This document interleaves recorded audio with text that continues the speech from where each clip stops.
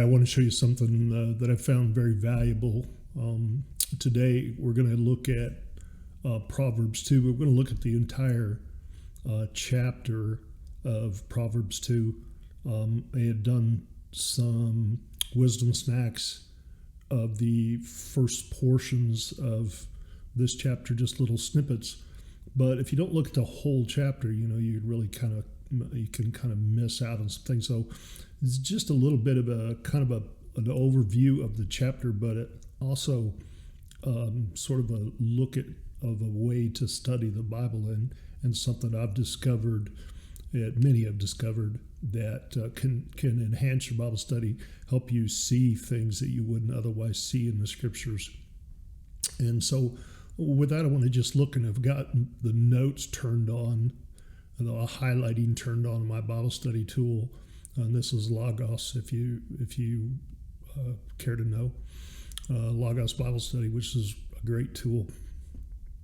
And so chapter 2 of Proverbs says, "My son, if you receive my words and treasure my command within you."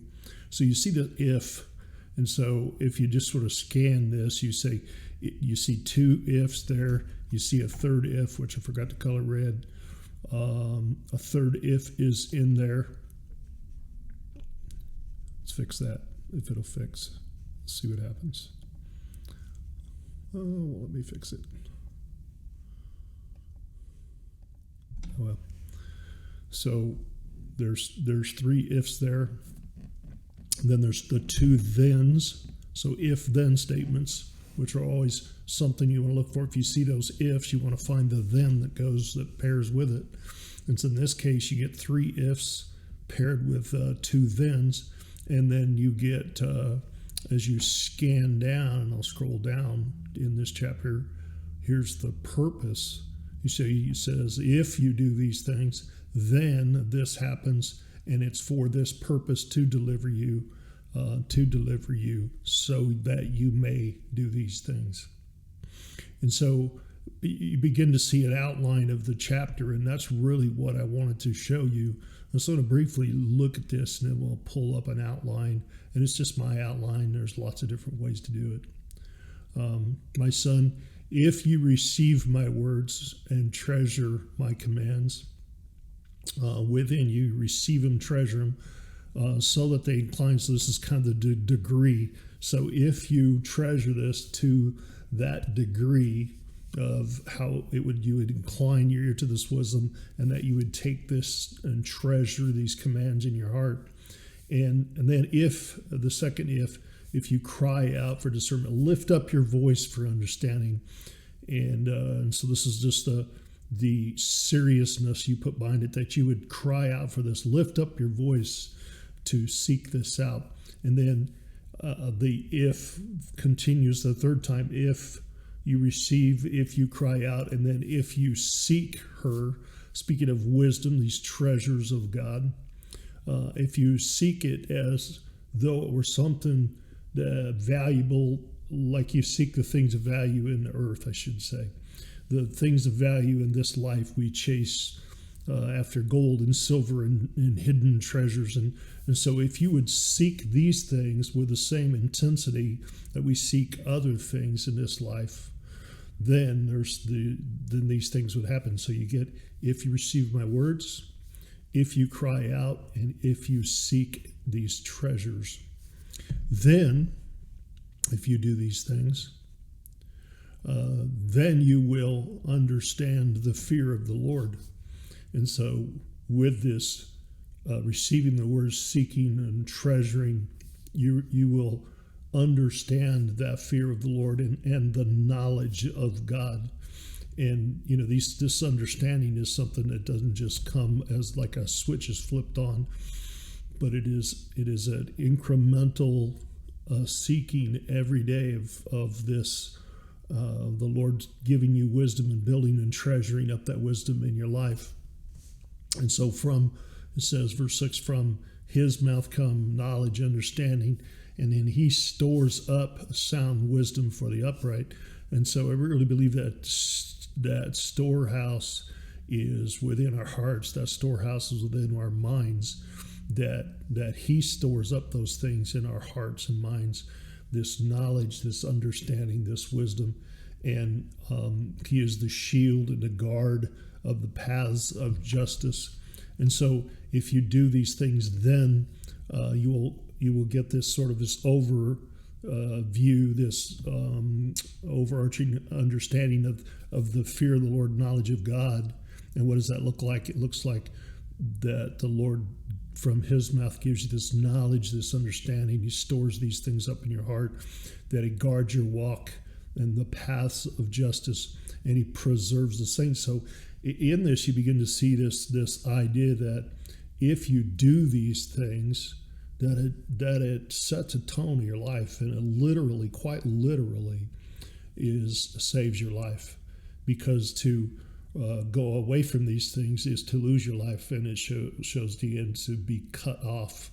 And so we see that this is quite literally to save your life, and which is really the testimony of people that have found the Lord, that have walked these other paths for so long, and say, God saved my life, and this is what it looks like.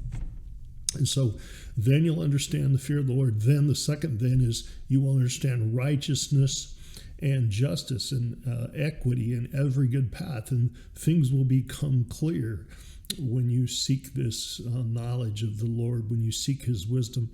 Then you will understand righteousness and justice and equity in every good path. And boy, isn't that amazing in our culture, how we've redefined righteousness and justice and equity in every good path. It's fascinating how we've redefined those words to fit the culture, to fit the narrative of the day, or at least for the narrative of some people that would like to change those things. And in a culture that is a godless culture, then the understanding of righteousness, justice, and equity is whoever has in power, has the authority at that time. When God says his understanding, righteous, justice, equity, and every good path, is an everlasting understanding that he defines those things, and all these other definitions are without value in the end. And so we see the three ifs, the two thens, and then why. What is the reason and the culmination of this is to deliver you from the evil, from the way of evil, to deliver you from evil, the man who speaks perverse things, to walk in the man who walks in this way of darkness, that rejoices in doing evil, to delight in perversity, all of those things, that he will deliver you from those ways of evil. So you get the if then is to deliver you, and the if then is then, verse 16, to deliver you from the immoral woman, the seductress who flatters, who forsakes the companion of her youth, forgets our covenant with God, so she has no commitment to God, no commitment to her husband. She has no commitment to anything but to wicked ways and to leading. And so to be seduced by this immoral woman, and so many are fooled by such a thing that they would say that somehow this immoral woman would be special to them and to give their life to an immoral woman, when every evidence is that she just consumes lives and leads people astray and causes darkness and sin. And that is this wisdom that is spoken of. The if-then statements is to deliver you from that kind of thinking, from that trap that is laid for men. We'll scroll down a little bit more. So you get to deliver you from evil, to deliver you from this immoral woman. And then the final thing in verse 20 is, so you may walk in the way of goodness. So you may walk, all of this is done, that you would seek this, so that you may walk in this goodness, to keep the paths of righteousness. For the upright will dwell in the land. So this is life, and the blameless would remain in it, and that these things, this wisdom, this walk, this seeking and treasuring of things of God will bring us this kind of life. Verse 22 then says the alternate, but the wicked will be cut off from the earth, and the unfaithful be uprooted from it. And so you see the other side of it, to be apart from this wisdom, to reject it, rebel against it, will bring this cutting off and complete opposite of what we've seen in this life. And so let me show you what that looks like in my outline. And so this was the whole idea of this, because you can just sort of take a little snippet of this and study it, and it's valuable to study it that way. But if you look at the whole chapter, then you can sort of get this bigger picture. And so that's one of the things in studying the Bible, is to see those patterns. And if you see the if, then find the when. And when you see multiple ifs, then are they paired up, or is it several ifs to really make the point, and then pair it with then statements, and for what purposes to deliver so that you may. And so this is just quickly the outline. And I actually cut a little bit out on the bottom part just to make it fit. So it's kind of small anyway, but I wanted to get it all on there so that it could be seen. So you see the if you receive and treasure God's word, and if you ask for discernment and understanding, if you seek and search as though you do of things of great value, then you will understand the fear of the Lord and the knowledge of God. Then you will understand righteousness and justice, and to deliver you from perverse speaking men, to deliver you from this immoral woman.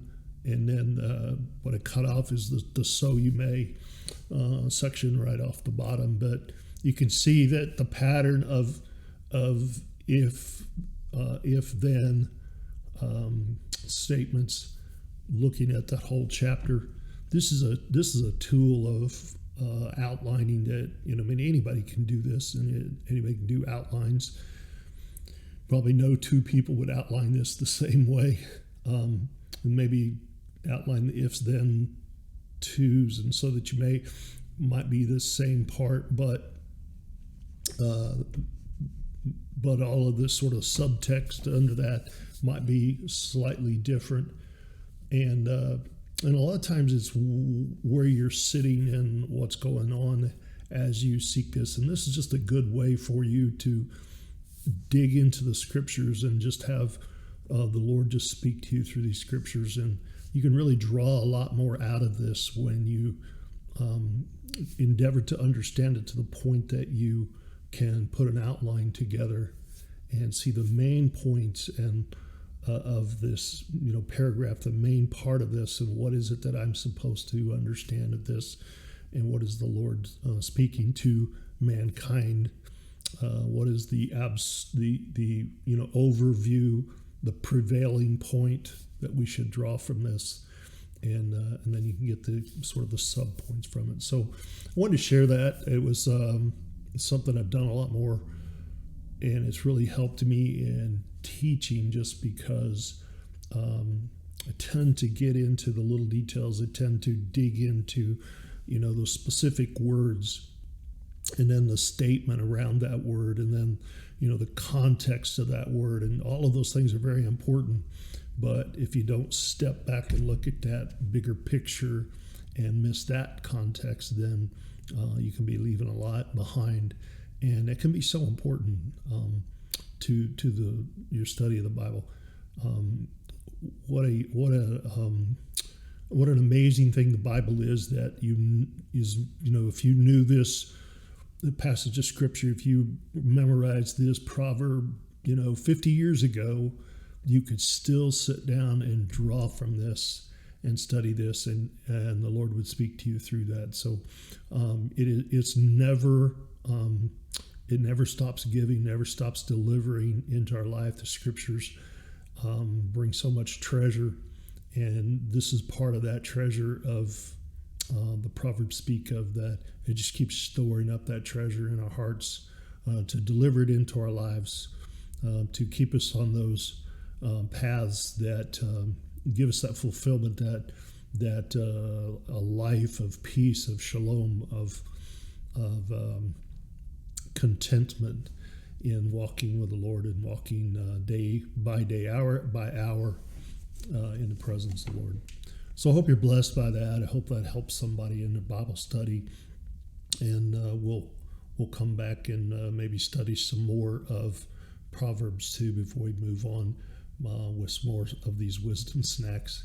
So I hope that helps you in your Bible study. If you like these things, please hit the subscribe button. It helps me see that somebody is enjoying these.